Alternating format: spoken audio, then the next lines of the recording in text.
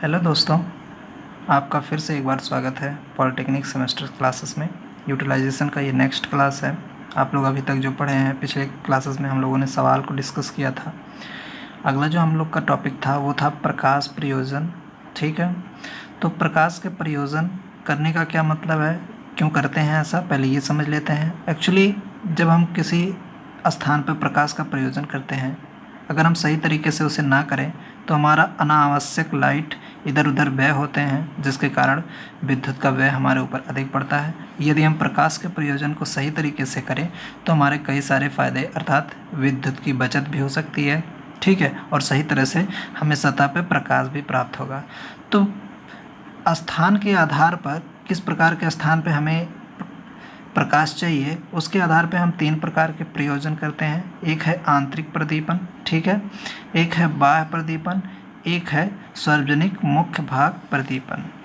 आंतरिक प्रदीपन क्या होता है, जैसे कोई कमरा हुआ, छोटा भवन हुआ, ठीक है, या बड़े भवन हुए, ठीक है, अस्पताल हुआ, सिनेमा हुआ, चर्च हुआ, मंदिर हुआ, लाइब्रेरी हुआ, इन सब स्थानों पे अर्थात एक चार दीवारी के अंदर बंद कमरों के अगर हम लाइटिंग करते हैं यानी प्रकाश का प्रयोजन करते हैं, उन्हें हम कहेंगे आंतरिक प्रदीपन। ठीक है, बाह्य प्रदीपन किसे कहते हैं, जैसे हमें शादी बारातों में बाग बगीचे में लाइट लगाना पड़ता है, खेलकूद स्थान पे हमें लाइट लगाना पड़ता है, उन स्थानों पे हम किस प्रकार से प्रदीपन देंगे।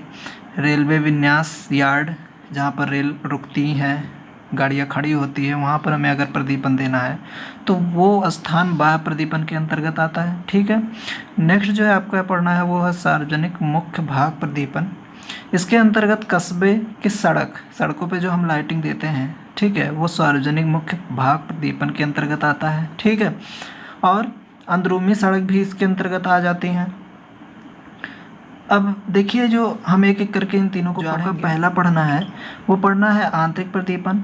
आंतरिक प्रदीपन जो है, आंतरिक प्रदीपन को हम कई प्रकार से कर सकते हैं। ठीक है, कई प्रकार के लाइटिंग लगाकर हम प्रदीपन कर सकते हैं। तो इसमें से मैं आपको कई तरीके के बताऊंगा, जिसमें से ये मोस्ट हैं। एक होगा डायरेक्ट योजनाएं, ठीक है, एक होगा इनडायरेक्ट योजनाएं, एक होगा सेमी डायरेक्ट योजनाएं, ठीक है, और एक डिफ्यूज़न के अंतर्गत आएगा। आज हम लोग जो पढ़ेंगे वो पढ़ेंगे, आप लोग फिगर जो आप लोग के नीचे दिखाई दे रहा है उसमें आप लोग देख पा रहे होंगे डायरेक्ट, इनडायरेक्ट, सेमी डायरेक्ट, ठीक है, सेमी इनडायरेक्ट, डिफ्यूज़न, ये सब प्रकार आप लोग देख पा रहे होंगे। ठीक है, जिसमें से हम आज सिर्फ प्रत्यक्ष प्रयोजन के बारे में समझेंगे। पहला फिगर जो आप लोग देख रहे हैं वो डायरेक्ट प्रयोजन ही देख रहे हैं, आप लोग इमेज में नीचे देख रहे होंगे। ठीक है, तो आप लोग इसमें देख रहे होंगे लाइट के थ्रू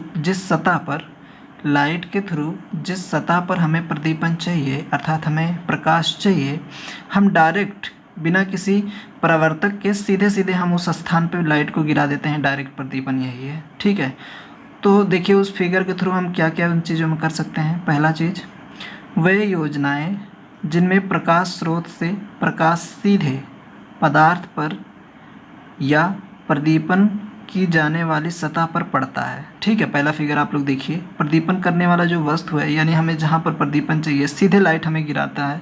ठीक है, वही आपका होता है डायरेक्ट प्रयोजन। ठीक है, नेक्स्ट क्या होता है, उसमें विभिन्न प्रकार के शेड।